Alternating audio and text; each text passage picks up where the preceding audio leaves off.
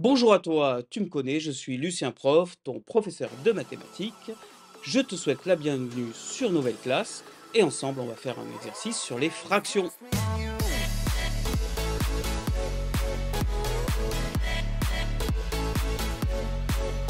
Alors, voyons un peu ce que nous dit cet énoncé. Écrire les nombres 28 centièmes et 7 dixièmes sous forme décimale. Alors tu le vois, nous avons ici affaire à des fractions décimales. Pourquoi décimales? Puisqu'au dénominateur, on retrouve des puissances de 10, 100 pour la première et 10 pour la seconde. Et donc l'objet de cet exercice, c'est d'écrire ces nombres sous forme de nombres décimaux. Alors, je vais te laisser quelques instants pour trouver la bonne réponse et on se retrouve juste après avec la correction.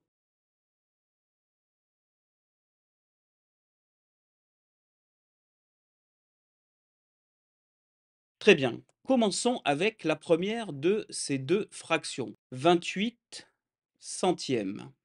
Alors, 28 centièmes, c'est une fraction décimale, comme on l'a dit, et tu sais que cela correspond à l'opération 28 divisé par 100. Alors, quand on divise par 100, tu le sais, on doit décaler la virgule. Donc si on prend le nombre 28, c'est un nombre entier, donc en fait, la virgule est ici après le 8. Puisque l'on divise par 100, on doit décaler la virgule de 2 crans vers la gauche, et donc une première fois, elle se trouverait ici, et une deuxième fois, la virgule va se trouver ici. Mais comme là, rien n'est indiqué pour la partie entière, on doit rajouter le chiffre 0. Cela signifie que le nombre 8, qui était le chiffre des unités dans le nombre 28, va se retrouver au niveau des centièmes et le chiffre 2 va se retrouver au niveau des dixièmes. Donc tu l'as compris, 28 divisé par 100, ça fait 0,28. Donc la fraction 28 centièmes, sous forme décimale, sous forme de nombre décimal, s'écrit 0,28.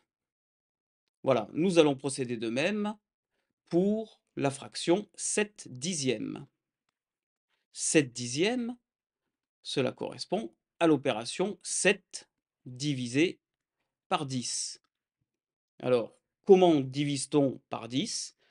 Eh bien, de la même façon que diviser par 100, c'était de décaler de 2 crans la virgule vers la gauche, puisque dans 100, il y a 2 zéros. Là, on divise par 10, il y a un seul zéro, et donc on doit décaler la virgule d'un seul cran vers la gauche.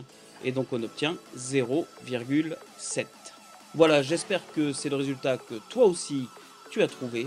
Dans tous les cas, je te dis à bientôt dans une prochaine vidéo.